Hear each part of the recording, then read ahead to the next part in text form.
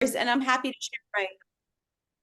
to share my presentation too with anyone as well. So, and thank you, Kelly. I have to say, when I was thinking about this presentation, sometimes often giving these, I feel very nervous and uncomfortable and wonder why I said yes.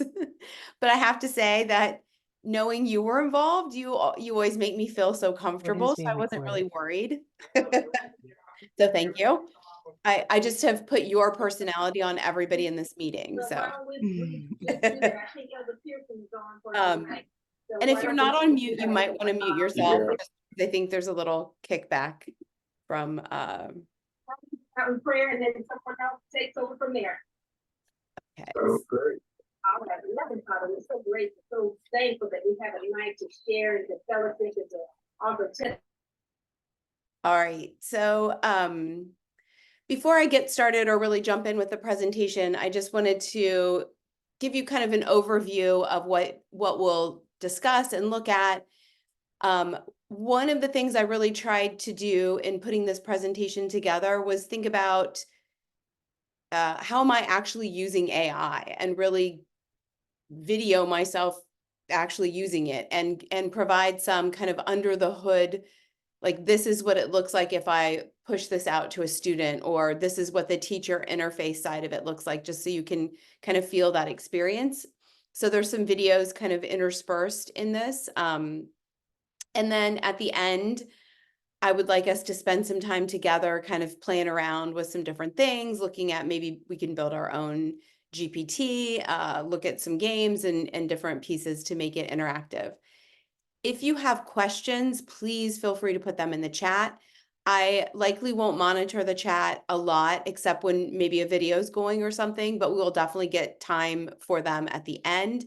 And as much as you throw your curiosity and imagination into this, you'll get out of it. I think there's lots of, what I love about thinking in this space is that each time I see something different or new, it sparks another way that I think, oh, wow, well, that would be interesting if you could go this way with it. So I think the space that a lot of people are in who are, digging into this are really in that imagination and creation, and really thinking about the opportunities that lie ahead. So I think there's a lot of hopefulness to this, and I hope that you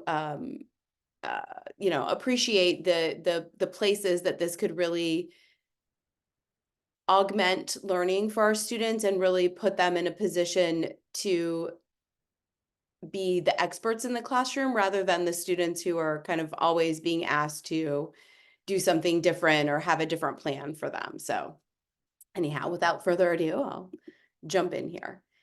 So, as we've talked, and as I'm sure you hear throughout your news feeds, AI really does have the potential to revolutionize how we look at teaching and learning and what we're really focused on for our students. I think one of the most exciting places to be with this is that there's so much opportunity to really personalize learning for kids and make it so that it really allows them to have a lot of agency in what they're learning. So the first video I'm going to show you, it's a few minutes long, and it really is me. There's no talking because I'll maybe throw in a few ideas while we're watching it, but it's really me getting ready to create the presentation that you're looking at right now. So the first part of it is pre-AI, or how I would have created a presentation before, last September of 2022, or before, Chat GPT came out, whenever that was. And then the second part of it is me starting to make the presentation using this AI tool that I'm currently using called Gamma.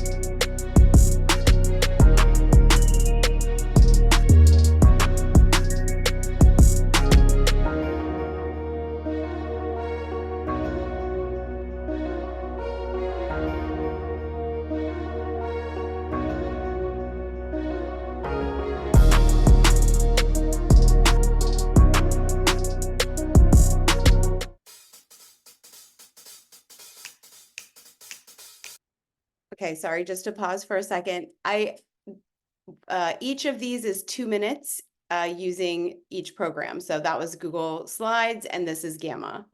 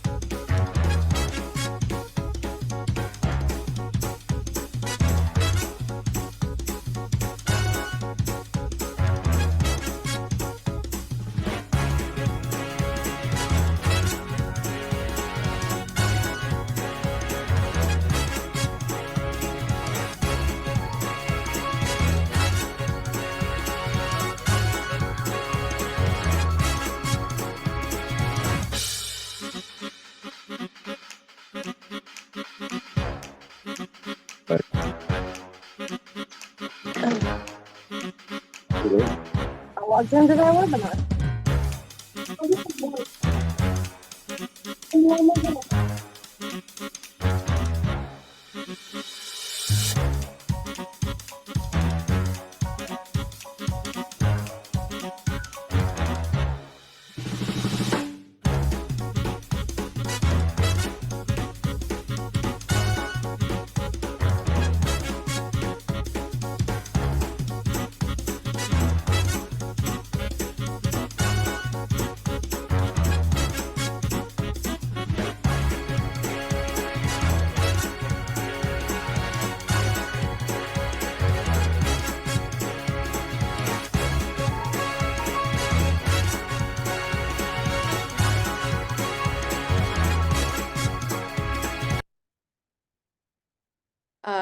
So we'll spend some time towards the end talking about that video, but I think I saw a few reactions to it. Whose cameras were please come off mute. You're welcome to jump in here.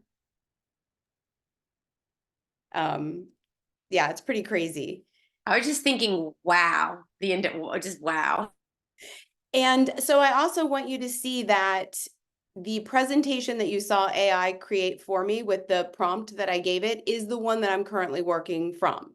So I went through and edited, changed some images, changed some complete slides. But, you know, as we'll talk more about it, the ability of AI to generate the spine of my presentation and the painfulness of watching me grunt through trying to type into Google Slides, I think is really an interesting juxtaposition. So I was just thinking just the speed of it. Like you said, even you going back, fine, but those 10 slides were generated for you.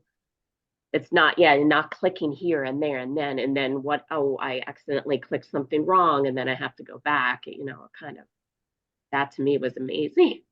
exactly. And that's where, and as we go through this, you know, one of the challenges that we face is this idea that, well, with AI, you won't do as much critical thinking. But when I was really putting that presentation together, I thought about where did I spend time? Where would I have spent time if I was using Google Slides? And how many days ago would I have needed to start my presentation preparation than this afternoon, which was when I started. So Yeah, even if you only use like 30% of what they give you, that's so much time you didn't waste. exactly. Well, and you know, for all of our kids, like looking at a blank, for any human, looking at a blank screen, you know, when I'm looking at Google Slides and thinking about like, how am I even going to lay out the slides? Like, how are they going to look? That takes away that decision making. So my focus can be, you know, elsewhere. So, you know, I think the benefits of AI for our students with language-based learning differences are really thinking about personalizing learning for them, you know, really making, we really have the opportunity to make it private and personal so that they can still join into all the things that everybody else is doing, but not feel like they're stuck in the, you know, turtle reading group or whatever clever names we've come up with to put them into a place in the classroom, and thinking about language comprehension and just the improvement in engagement that we can do. So I want to show you a short video of our first really attempt at using Chat GPT in the global division. So this was back last spring, and I feel like, gosh, that's like years ago in in AI lifetime. And I kind of toyed with not showing it because I feel like, gosh, it's not as, up to date as some other things that we're doing. But I also really want to show that what you can do with Chat GPT, and what any teacher, human, parent, anyone, is play around with it and try some things out. And so I want you to see that this isn't a polished, beautiful thing that we did. It was something that we tried with a group of students, and then we, reflected on how it looked and what it was. But I think we used it with one of our students who's pretty impacted with a language-based learning difference, and is someone who, had Chat GPT not been available, would never be able to read his writing, out loud in a group. So let me get to the right link here.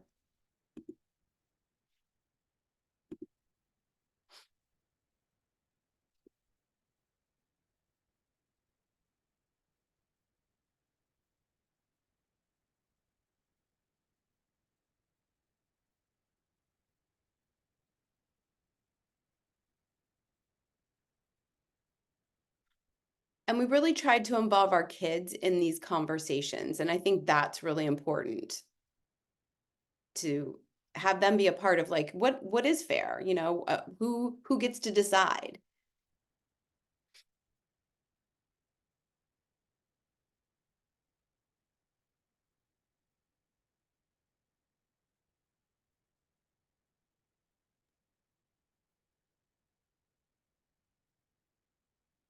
Amy, I love the agency in that.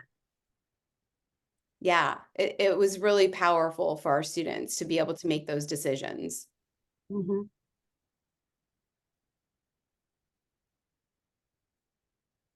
And up next, we have Tucker. So this is Tucker's writing teacher explaining kind of the backstory of how Tucker created his story. Who was very open-minded about trying Chat GPT to help support the telling of his own personal narrative. So Tucker would voice record his own ideas, and then we would input them into Chat GPT using various commands like edit or organize, in order to support Tucker's writing. But we really worked to keep the story true to Tucker, and so that Tucker was crafting his own story. And after several attempts, we came up with just the right combination, and Tucker was excited because he felt like it was still his voice and that Chat GPT hadn't taken over his narrative. So without further ado, here we go. Tucker's story. Here's how a golf ball changed my life and turned into an empire of stuff. One day I went to the river with my friends, Jackson, Hunter, and Jared. As we were playing in the river, we stumbled upon numerous golf balls, constantly stepping on them. Intrigued, we collected the golf balls and decided to look them up online. To our surprise, we discovered they had resale value. Motivated by this potential, I embarked on a mission to sell golf balls. That summer, I managed to sell an impressive 10,000 of them. Encouraged by this success, I ventured into yard sales, hoping to find more golf balls. Despite my father's initial skepticism, I knew there was an untapped potential in these sales. To my delight, I scored a weekend where I found 2,000 golf balls at yard sales. Inspired by my experience, I decided to expand my business into antiques, recognizing the value they held. I began purchasing antiques at yard sales, often priced at just $1. Leveraging my knowledge of auctions, I sold them at markup, making a profit. Seeing my dedication, my father helped me secure a store to showcase and sell my antiques, providing a more professional platform for my business. As my business continued to thrive, I soon outgrew the store. Seeking new avenues, I turned to flea markets, allowing me to reach a wider audience and expand my customer base. It was during this time that I stumbled upon YouTube videos showcasing the potential of online platforms like eBay. Realizing the endless possibilities, I decided to embrace eBay as a means to sell a wide range of valuable items, including those I consistently found at yard sales. With my inventory steadily growing, I amassed $1 million worth of items. As my business expanded, I began making larger deals, including one noteworthy transaction worth $7,000. My empire kept growing, fueled by my dedication, entrepreneurial spirit, and ability to identify opportunities. It was an ever-expanding journey, surpassing the boundaries of yard sales, stores, flea markets, and online platforms. In conclusion, this incredible story highlights how a simple encounter with a golf ball transformed my life, leading me on a remarkable journey of entrepreneurial growth. It also serves as a testament to the power of seizing opportunities, persistence, and adaptability in the pursuit of success. Excellent job. So Tucker really is an entrepreneur and really does have his own business, and really that all is true, which is amazing to me. And has never written a story that he would have ever, produced for a group of people to read, or kind of told it from his own point of view. So again, the opportunity to really personalize things for our students is there. Some of the challenges, or some of the things that we want to, think about and consider. There's concern about really considering how we're teaching foundational skills. Are we still teaching the right foundational skills so that students are able to continue to independently access things and have enough, basic understanding? And one of the things you'll see in a few minutes, I show you a short snippet of this AI called Project Read. And so it makes a mistake, and you'll see the mistake. And so that's where that adaptive learning comes in. We do need to ensure that instruction is happening that is correct, and that isn't teaching our kids a mistake, or, isn't what we want them to be learning. And then of course, data privacy, really making sure that you're using Chat GPT. There's a way that you can go in there and turn off any kind of data collection, not putting in any students' names and any identifying information when you're writing a prompt, and things like that to consider. There are lots of ethical considerations, I think, that we are all working through when thinking about AI with students. And one of them is transparency, and really letting people know when you're using it. I think, just like me saying, like, hey, I made this presentation with AI, I think that's important that people know. I think for lots of reasons too, I think it also gives it legitimacy to say, like, yes, I am actually using this as a tool. It's not something I need to hide and be embarrassed about. That, yeah, there's a lot of great reasons to use it. I think thinking about the bias and really talking with students about this, that happens in AI. There's a lot of interesting work that you can do with kids in this area, thinking about generating an image, using AI to just generate an image. And we'll see a little bit more of that in a minute.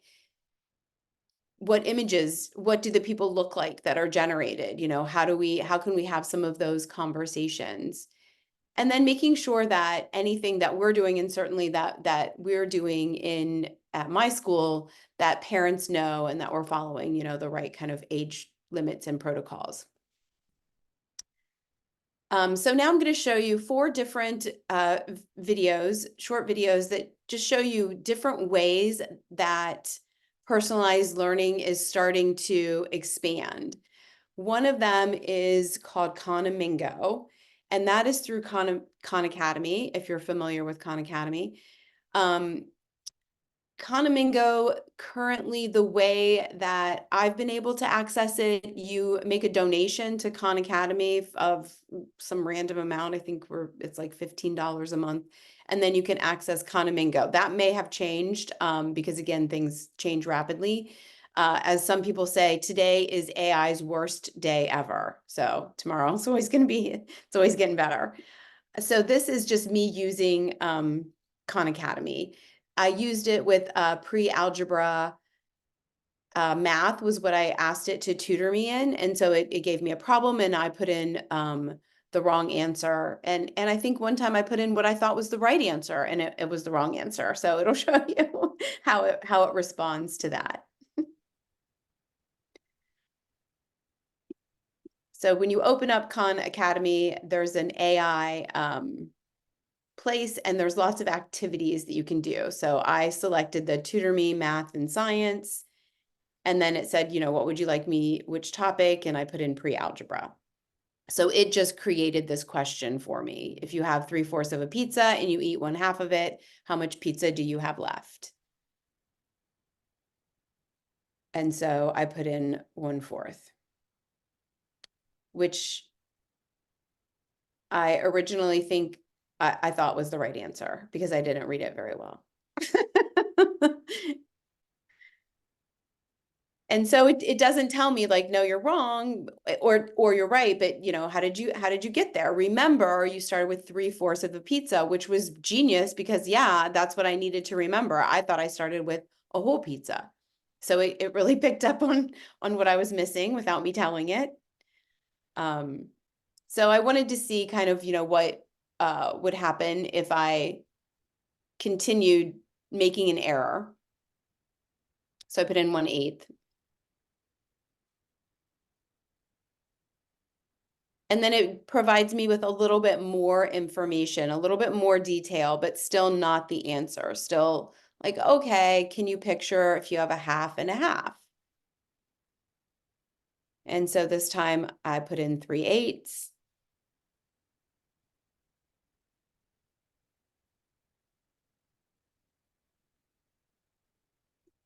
And then I think that's where I ended this journey. Because then I started feeling stress of, wait, I'm recording myself answering pre-algebra questions.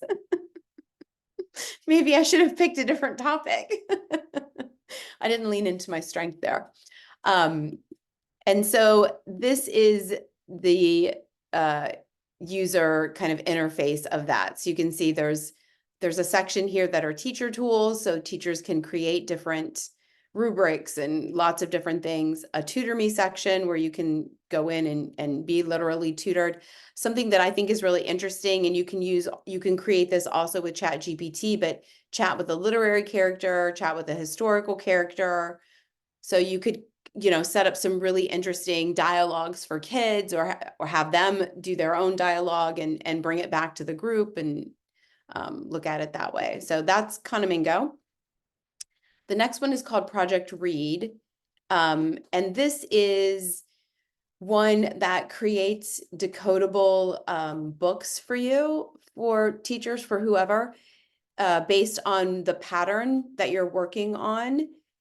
And you can create a student interface so that you assign a student different decodables and read them. So you'll hear me reading sentences. This isn't the greatest example probably of Project Read because I find it difficult to make a reading error. Unlike math, where I find it very easy to make errors, it's harder for me to make a reading error that makes sense. So it probably isn't the most absolute perfect example, but you'll definitely get the gist of it.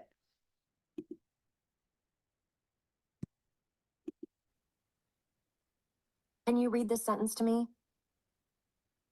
Joan saw a fawn on the lawn at dawn. So you can see over here, this is the objective. And when we go into the teacher interface, I'll show you how you can select those or where they come from. She paced and drew the fawn with a crayon. Can you read this word again? Paused.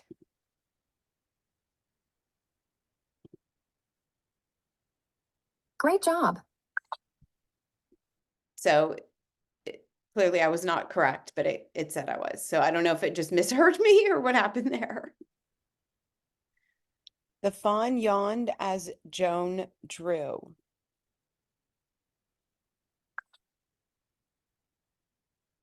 Joan's jaw dropped when she saw the flaw in her drawing. Can you read this word again? Drawing. Great job. She decided to withdraw the crayon and start again. Can you read this word again? Decided. Great effort, but this word is decided. Great job. You finished that decodable story. Let's read another. Once in a while, the EA combination can make the sound, such as in the word bread or deaf.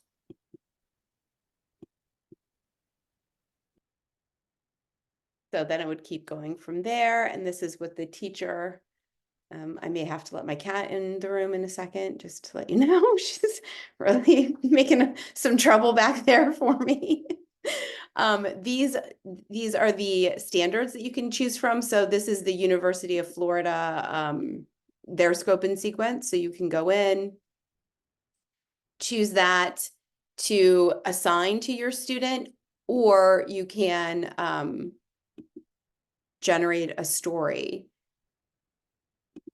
that has that pattern in it. And again, as with everything else that is AI, I almost hesitate to say this because I feel like it should be, we know this by now, but you will need to check. There will be mistakes, you know, it may not be perfect, but again, it's a great way to get you started. And then the next one I want to show you is called Synthesis Tutor. This one I think is super interesting. It's a math tutor right now. They've added, another subject that is, I can't think of. And they have this very interesting team competition thing that you can do. But I've tried to get them to let us just do it internally as a school, as a class, but they won't let us. It's kind of random who you get placed with. So I haven't tried it out yet, because a lot of things I sign up for, I'm just pretending I'm a kid, and it's usually my dog that I've signed up for, and so I can't like show up to the class with me as my dog. So.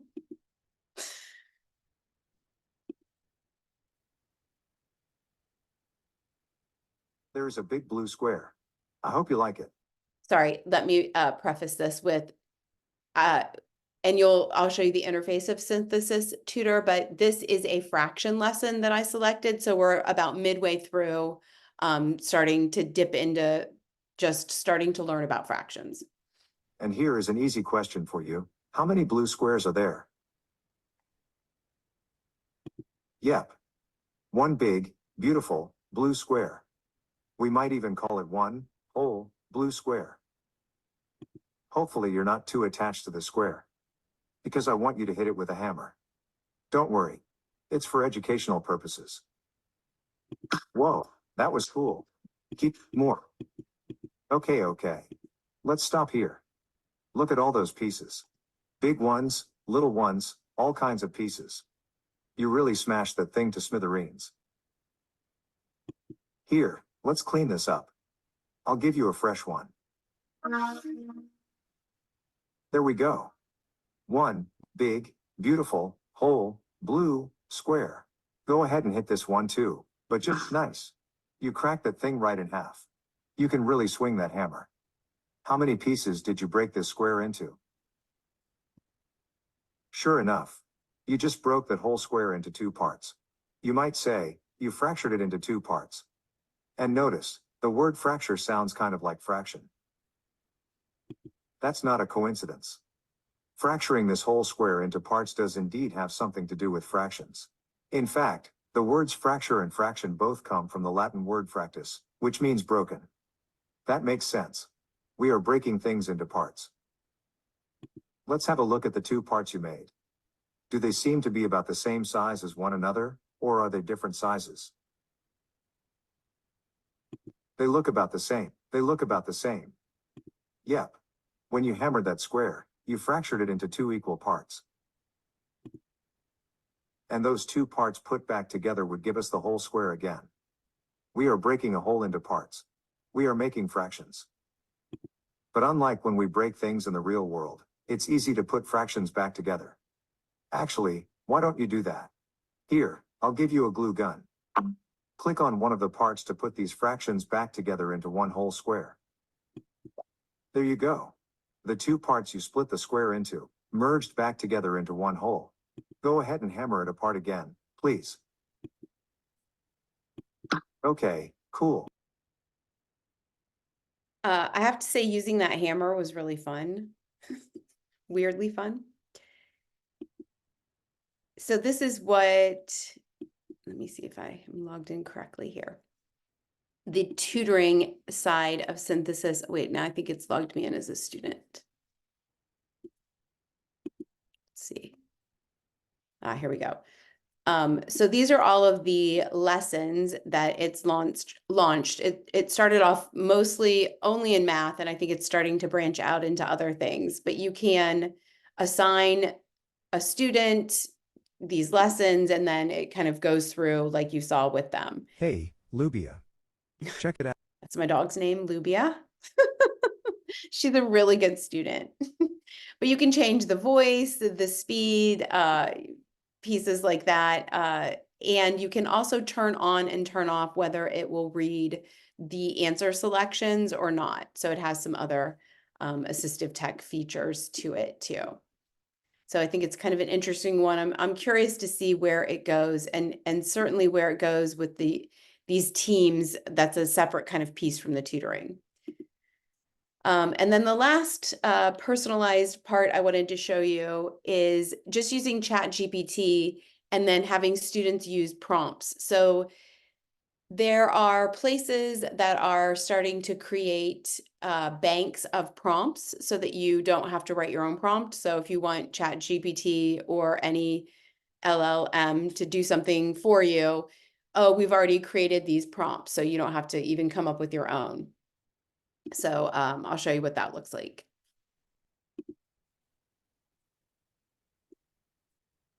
So this site is AI for Education. In their prompt library, they have things that are mostly for teachers, but then they have a section for students.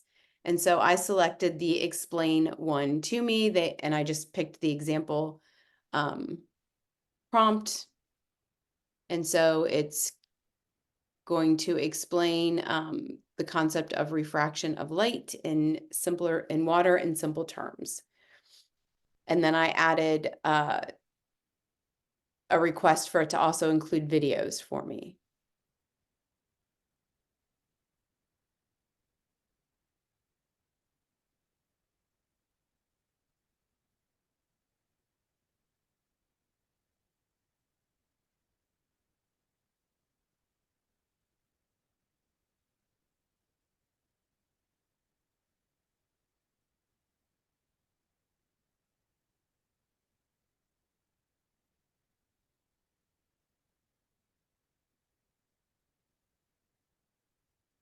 So that's great. It gives a lot of information, but it still is tricky because that's a lot to read.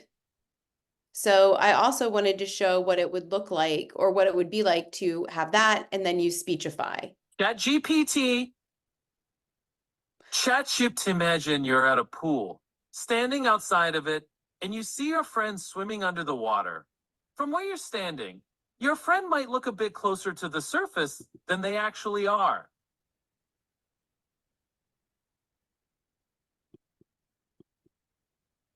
Chat GPT, imagine you're at a pool, standing outside of it, and you see your friend swimming under the water.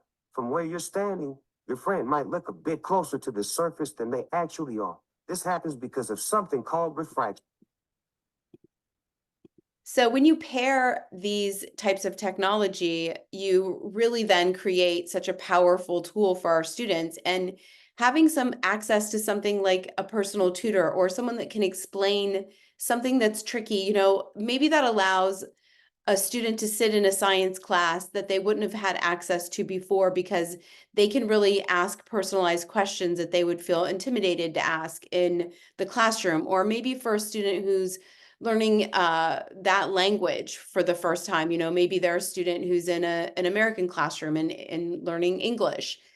It really, can help level the playing field for so many of our students. So some of the things that are on people's minds when they're thinking about using AI tools are just what we've spoken about a little bit already.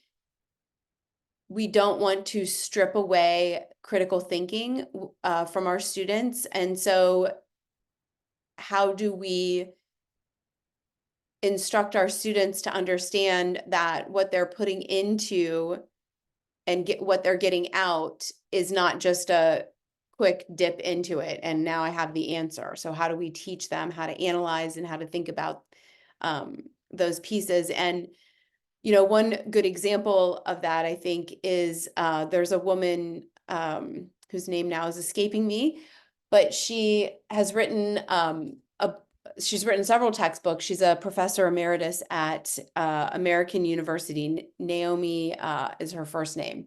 Her name will come to me. But she has recently written a book about AI and writing, and talked about how Naomi Barron, she talks about how we abdicate a lot of decision making already to machines. And so thinking about using spell check, which is something that is not really controversial anymore to use. She was writing something about a spelling bee, and the winner of the spelling bee was a child who was from the country of India. So she wrote the sentence, "The Indian boy won the spelling bee." And her spell check wanted to correct the word Indian and replace it with the word Native American, I believe. And so she had to make the decision to override that, to say, oh, nope, I do mean Indian. And while that seems like a pretty simple example, our kids are going to have to make decisions like that a lot more than we have had to in the past. I was listening to something the other day about AI fake voice that was calling people in New Hampshire to tell them not to write in on the ticket for the Democratic primary, not to write in Biden, because that would be wasting. It was in Biden's voice, but it wasn't obviously him doing it. So how do we really continue to teach our kids those critical thinking skills that they need to say, like, oh, I got this from a machine, it doesn't make it correct? Like, how do I continue to look at that and not build an overdependence and those pieces? Can I just say something for a minute? Please do. Yes.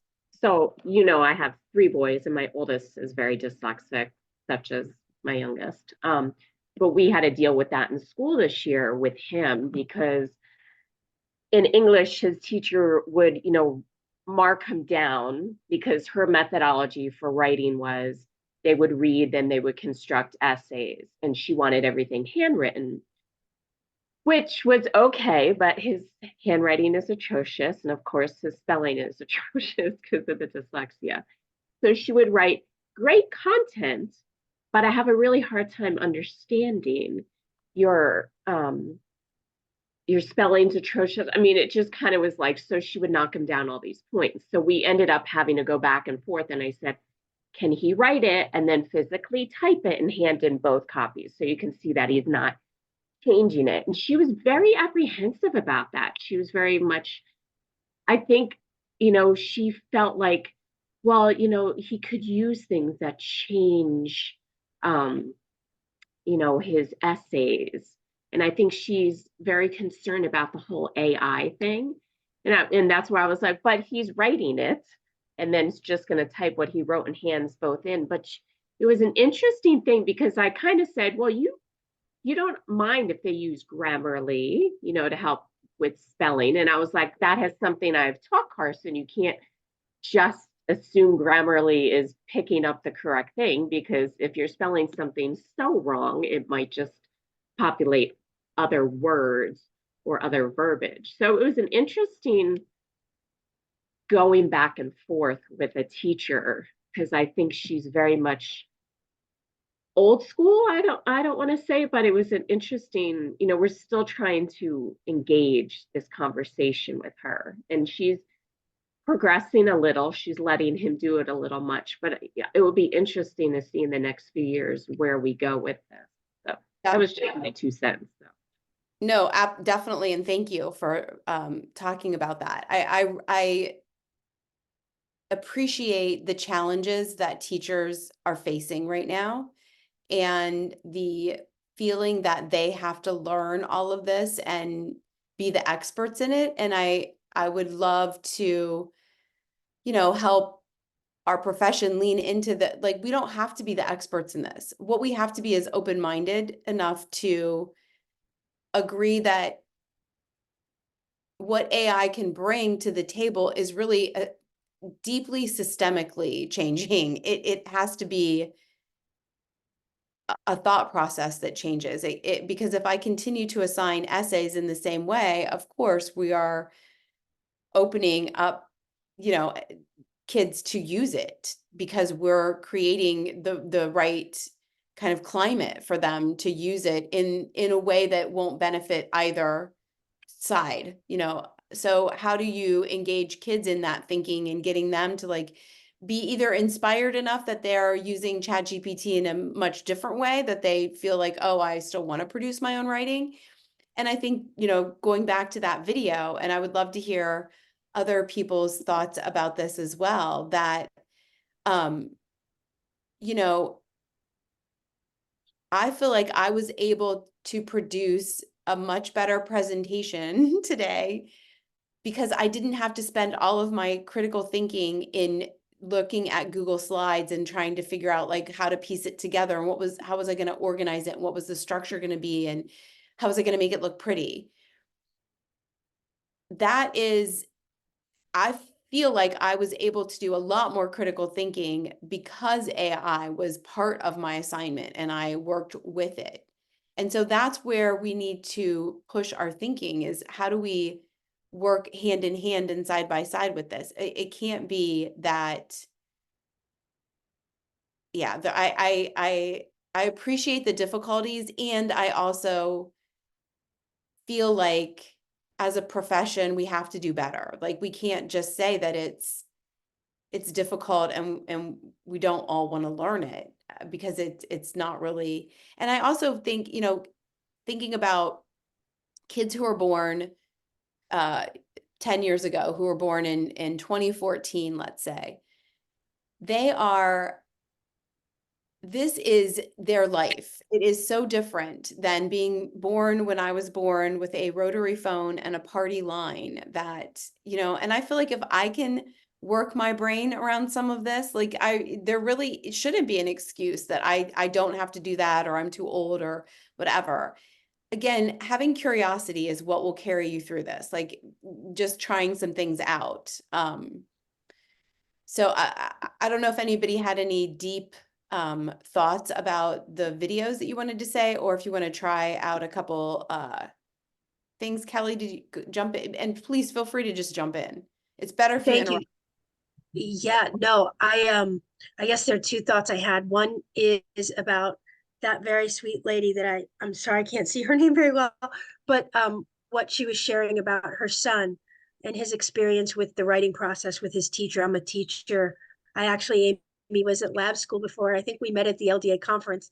But that breaks my heart to hear that there's just one way to gain all the great ideas that he has. And I hope that she will continue to grow as a teacher. I think that AI and Chat GPT allow our students. It's just so exciting to me. I am a nerd. I'll be very honest with you. That's why I'm so excited to be here tonight. But I just feel like it gives our kids such a fair, even playing field here, and it gives them dignity to show what they know, and not be behind the process with all of the different things that they're carrying with their learning styles, as far as perhaps their executive functioning. Like you said, looking at a blank slide, that's very intimidating. And there are just so many things that I believe this brings to the table for our kids. And it's a very exciting time. Awesome. Thanks, Kelly. Good to see you again, too. You too, Amy. Amy, oh, sorry to interrupt you. We did have a question in the chat box. Oh, sure.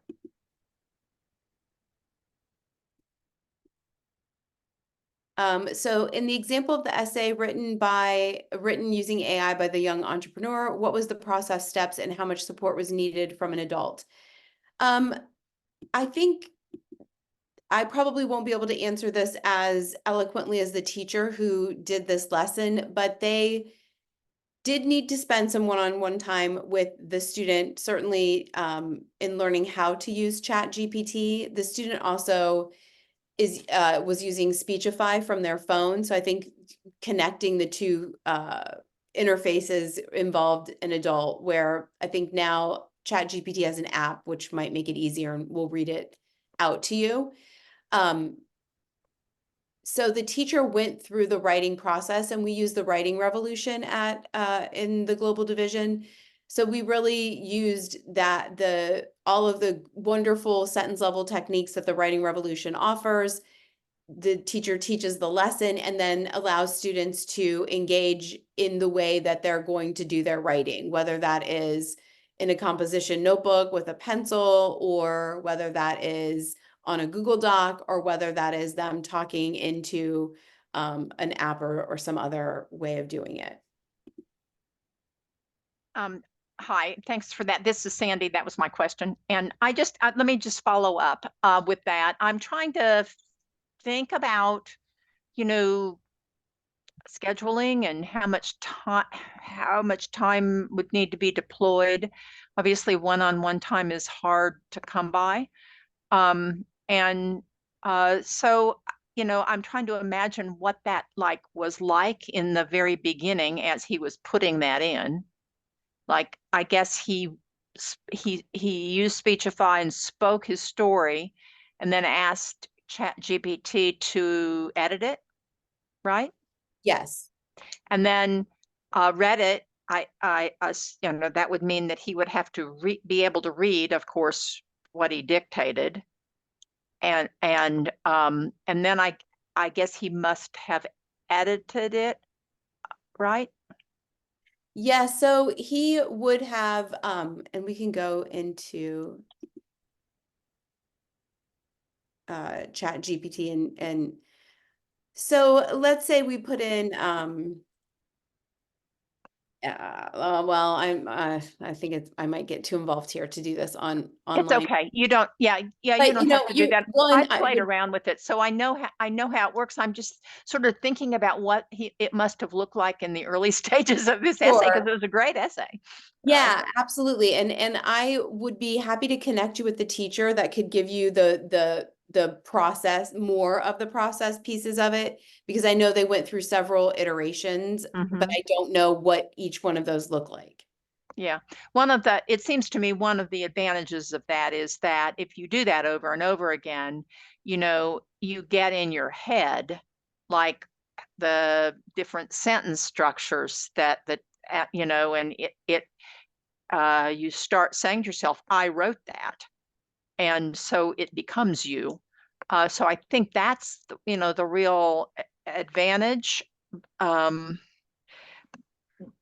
But I'm still left wondering whether it's actually gonna be something teachers can do with students, because of the time it must take a teacher to support that.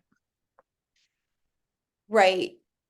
I think that's why the system has to be ready to make some of these changes, because if we continue to just overlay things on top of the education system, it just right collapsing. Exactly. It's collapsing around us. I mean, teachers are leaving in droves. We're not attracting teachers. We're not attracting people who maybe we need in education. And one thing I've kind of, put out to the world of this suggestion of, there's such this fear of, oh my gosh, what if we teach kids the wrong thing? Or what if it's not that, you know, what if we don't have the right foundational skills in place? Or what if if they don't know cursive, or all of those things? I feel like we don't have to say goodbye to cursive forever, but maybe we need to say goodbye to it for a while right now, because there are so many other things that are impacting our planet that we're going to ask kids to be responsible for. And I, live in the global warming environmental, like there's a lot of things that we are handing over to the next generation. And so maybe their foundational skills really need to be in the collaborative, analytical workspace. Maybe that's where we really need them to be. But again, it's a really big system change that we would need to push forward. But I worry about what we're teaching kids and why we continue to hold on to these beliefs. I had a parent today that I met with who was talking about her son's 6th grade history lesson about Eli Whitney and the cotton gin. And I will just be honest with you, as soon as you say the words cotton gin, that could put me to sleep. I mean, that could be hypnotic for me. And they want to show that when you invent something, it has unintended consequences, of course. And I think that's a great lesson for kids. But is the cotton gin really the best way to, teach kids that? I don't know. Well, if I could break in from a parent perspective, well, one, Amy knows me and Kelly Dunn knows me, but technology wise, like this is all very eye-opening to me because I am technologically not there. But from a perspective of a parent of a child who is incredibly bright, and can get these big, beautiful ideas like Tucker, the student who's the entrepreneur. They have these big, beautiful ideas that they can get from here to here, but they can't get it here. What I see is just this tremendous opportunity. Are there challenges? Yes. Are there things that you need to think about? Yes. And you're bringing all those things up. But just for them to be able to get from their head to other people, the beauty of what they can create and express, I think to look at it as an opportunity, because I think that if you look for the good, you can see the good. If you look for the bad, you can see the bad. So how do we mitigate what the potential dangers or what ifs or whatever they are? I mean, a question that I pose would be to a teacher who has a concern about it because of all of the what ifs, and I don't understand this technology, so therefore it's a little bit scary. To kind of have a contract between the student and the teacher, the student and the parent and the teacher, to say, okay, these are the things that I'm concerned about. How are we going to mitigate that? So saying to the student, these are the things that you have to think about. And so it then engages their critical thinking, and it's not just a computer. Those are the things that I think about. Hi, Kelly. Thank you. I can help you too. There's a couple examples if you're talking about using the Chat GPT or using Google Docs and the Speechify with Google Docs. When my son was in the classroom, he used to have a teacher sit next to him the whole time and say, okay, what's first? What's your idea? And then he would say an idea. And then they would have to say, okay, what do we do first? What's step number 1? And then it seemed like the teacher would spend the whole 20 or 30 minutes or however long that time was sitting next to him, giving him those actual verbal prompts to say, okay, what's next? Now, what do you want to do? Now, what should we talk about? How do we organize that? Whereas with the Chat GPT, he can now sit down and say, I want to create a story about an alligator and a shark. And create an outline of some things I can talk about. And Chat GPT can then create an outline for him. And then he can sit independently and write his ideas down under that outline. He can then use the voice part of it to read it to him. And so he can sit and listen and say, wow, does anything sound weird? Do I need to change that? And then he can go back to Chat GPT and say, I want the shark to be more, I don't know, animated. I want him to tell funny jokes. What are some funny jokes that shark could tell? And then so it gives him some ideas, and then he can spend his time elaborating on that. So like Amy said, he's not sitting in front of a blank piece of paper. He has a beautiful outline. He can spend his time actually creating the story in his head and writing underneath that outline. And then he can have it be read back to him and see if he wants to make any changes. So it's actually allowed him to work more independently with less help from the teacher, because he has the technology now that's giving him the backbone of his story, so that he can actually spend the time focusing on what he needs to be focusing on, which is the content of the story. And one more, there is another little girl that I worked with that had a lot of trouble with writing. She had dysgraphia, and she would have a lot of very big, wonderful ideas, but she had dysgraphia. And so when we would try to write on paper, it was, a few sentences, and she would get frustrated and she would just give up or say, can we do something else? I don't want to do this anymore. My hands are tired. I don't want to do this. And I'd say, oh, but it's only, a couple sentences. We gotta make a story. We need paragraphs here. And so we went into Google Docs and just used the voice command in Google Docs, or the voice icon in Google Docs. And she, or I guess it's called speech to text, in Google Docs. And she wrote like 4 paragraphs in 5 minutes, just talking it out of her head. And then once you have that story, you can take that whole story and you can put it into Chat GPT, and you can say, have it edit it or organize it, and help her figure out how she can put it in the right order, or does she need another thing like background or origin story, like what else can she add to it?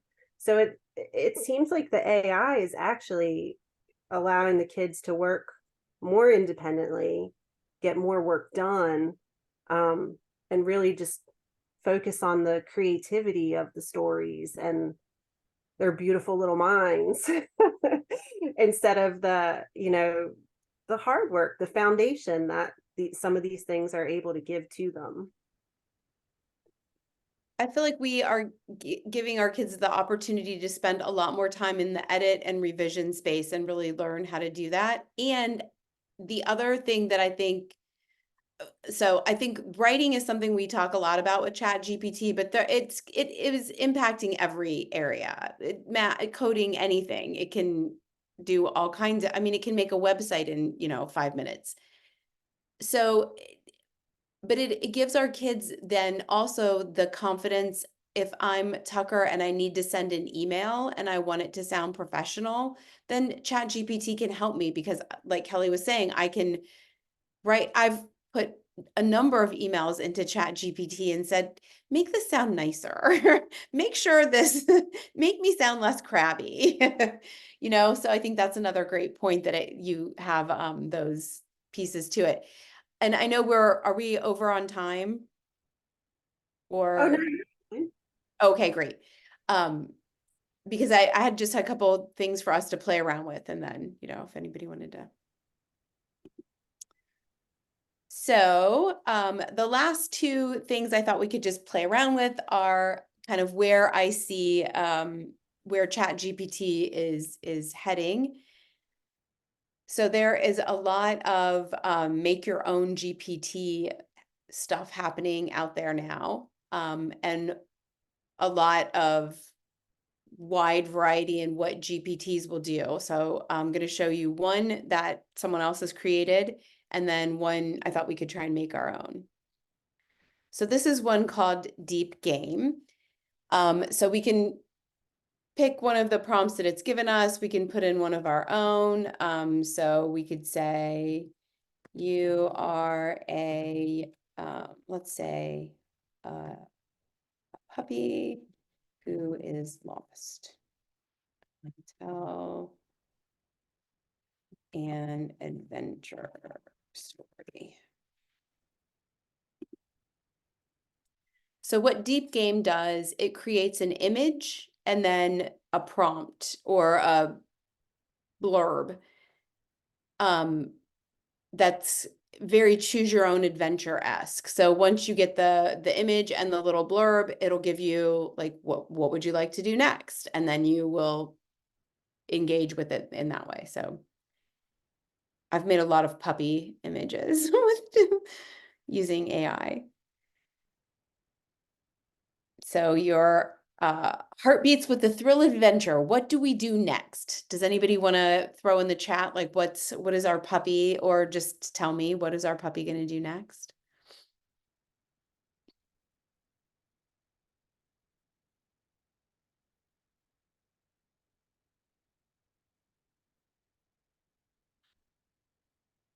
And you really you don't have to overthink it. It can be super easy. Super, thanks, Kelly. Oops. Type it here.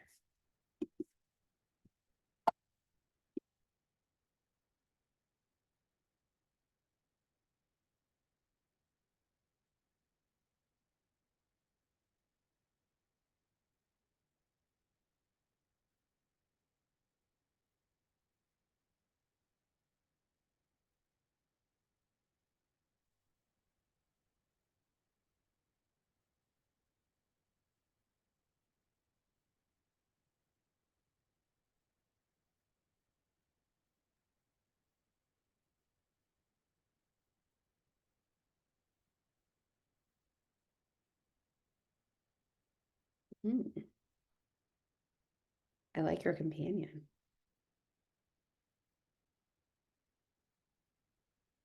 So you could go on.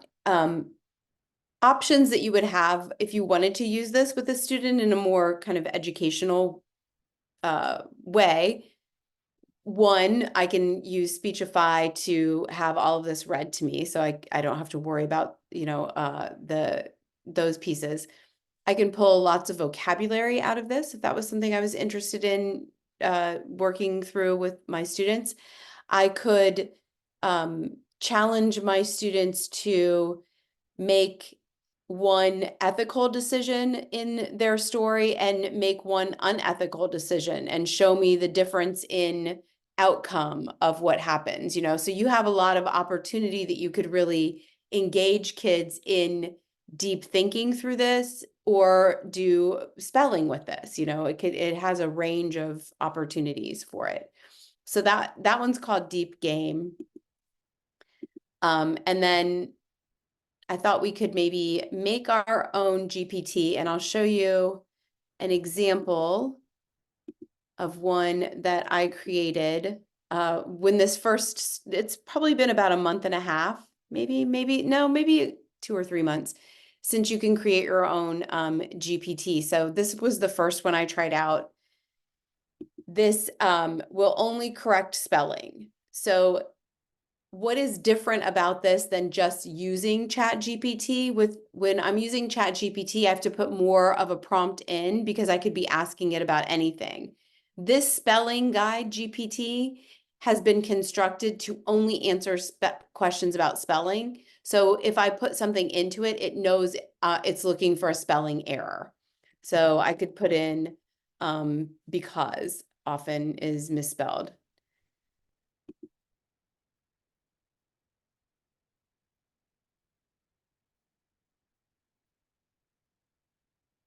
So I didn't have to add anything to that, which is what makes creating your own GPT really powerful, because then you eliminate some of the finessing that you need to do in the prompting end of it. So if you want to go in and make your own GPT, let me see if I can get to the store for us, because I think it helps to see some examples of what other people are making.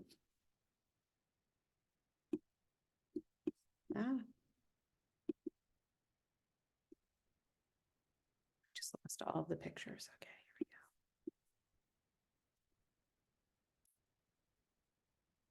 Sorry, 1 second.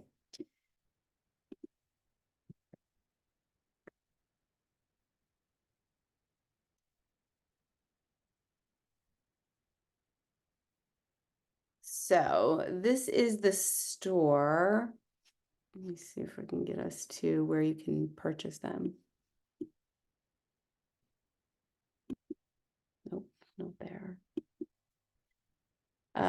All right, well, rather than hold everyone up while I try this, I'll just tell you some examples and that can get our thinking going. So some people have created GPTs that will just solve laundry issues. Some people have created GPTs that will work with the ingredients in your fridge to create a meal for you for that night. I don't know, a lot of different ones. I did this with my nephews and they wanted me to create that. We ended up creating one that would analyze something to do with basketball stats that I don't really understand enough to tell you about. So, is there something, a skill, an area, a topic that you would like to try and make a GPT for?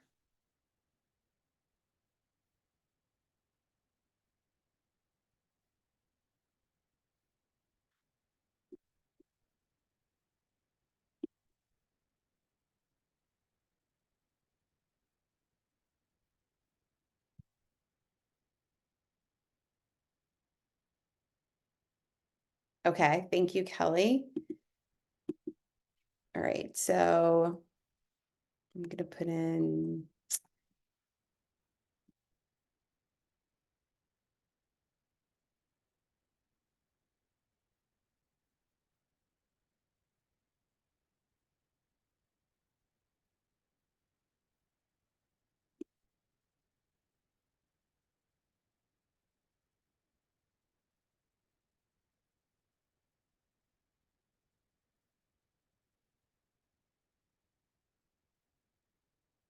and so we'll go through this. It'll continue to ask us questions that will help us, you know, kind of fine tune what we end up with.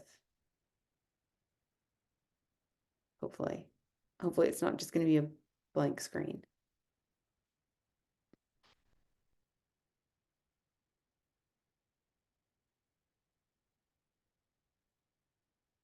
Are you okay with the name Sleepover Planner?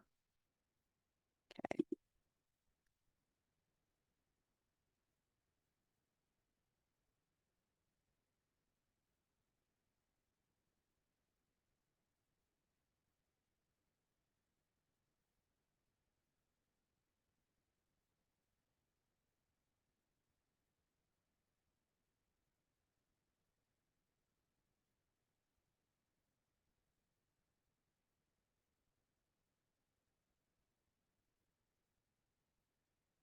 Are you okay with that picture, or would you like to make any changes?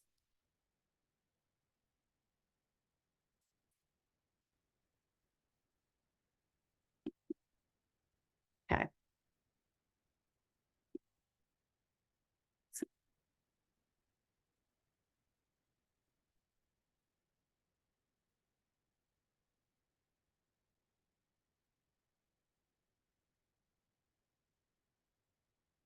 So do you want it to provide lists? Do you want it to focus on the essentials? I'd say the essentials. Okay.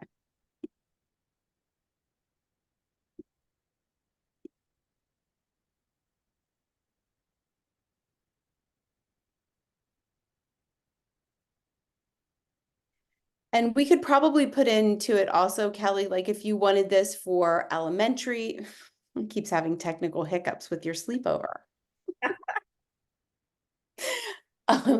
We could put in, if you wanted this, you know, to be like, so it's saying friendly and casual for elementary students, for college students, we could add something like that if you want.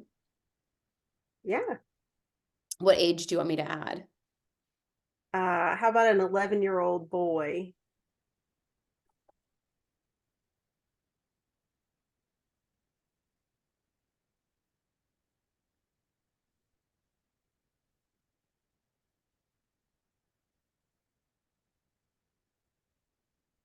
I'll just put in 11-year-old.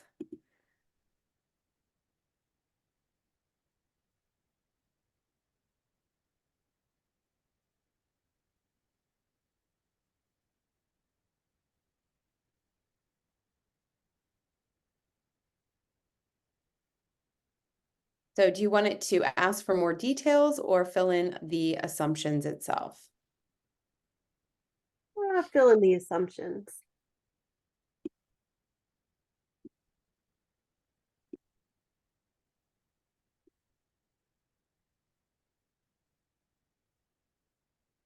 So while it's creating this for us, I'm thinking of ways that I would use this with students or that you could use it with students.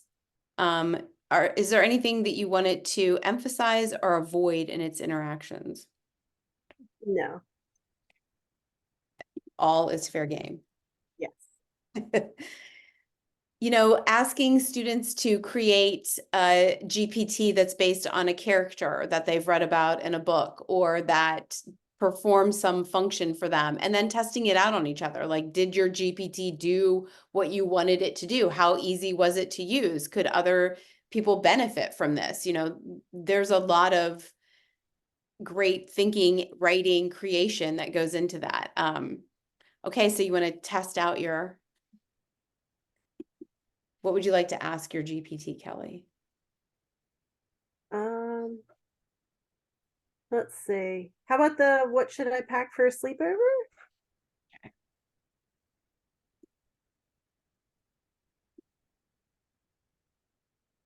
Look at that.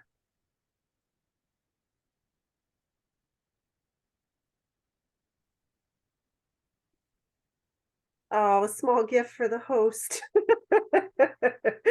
That's so sweet. So then you confirm, like you create it, you confirm it, and then now there's a GPT that exists that will help you plan a sleepover. Or how about plan a sleepover and tell me what to do if I get scared in the night.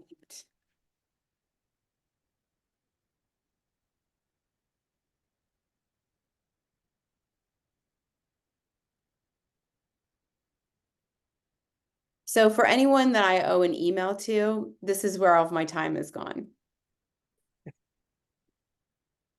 Emily, that might be you. No, I did email you back finally. Just say, get off Chat GPT, Amy. That's what, and this is what people are, forecasting is the next step, because this is great. It can create this for you. But what I need it to do now, and where I'm sure it's headed, is, when I get out of a Zoom meeting and I've told the person I'm going to do 7 things, now I need AI to do those 7 things. It should, and it will be able to open up my email and send that email that I told the person I was in the meeting with. When I'm done, I'm going to email you that information. I would like that to start right away, as soon as possible, because I owe people emails already from today. So if anyone knows how to do that. So that's all that I have for us in our AI world. But if you have questions, comments, anything you want to add to this, I would love to hear them. Oh, and I was going to put some contact information up maybe at the end. Yes, please share how we can follow you, get more information, please. I will also put my email address in the chat. But you can scan those. One is to my calendar, so you can always just make an appointment to see me, which is sometimes easier than trying to email me. If you want to know more about Lab School Online and just kind of what we offer and what we do. And Lab School itself has its own lecture series, which can be good and interesting. things to do as well. And in the chat, I will put my email address, which I just admitted to everyone I'm bad about. So good luck. Just kidding. Did anyone who had a question in the chat not get their question answered? Please let us know.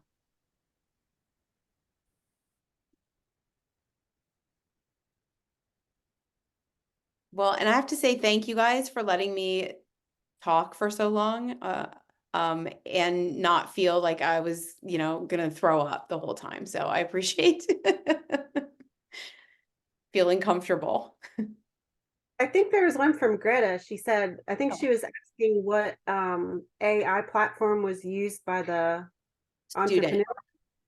He used Chat GPT when he was typing that's what he was using. Thank you. Sure.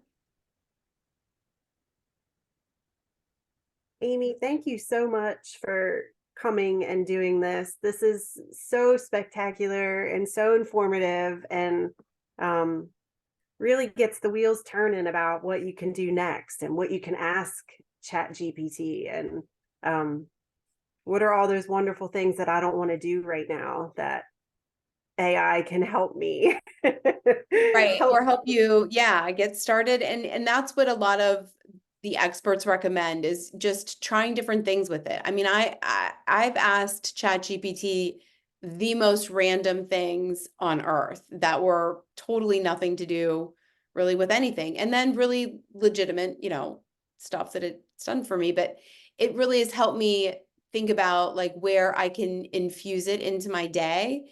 So that would be my big takeaway for everyone, is just try some of this out. There is no fear about it.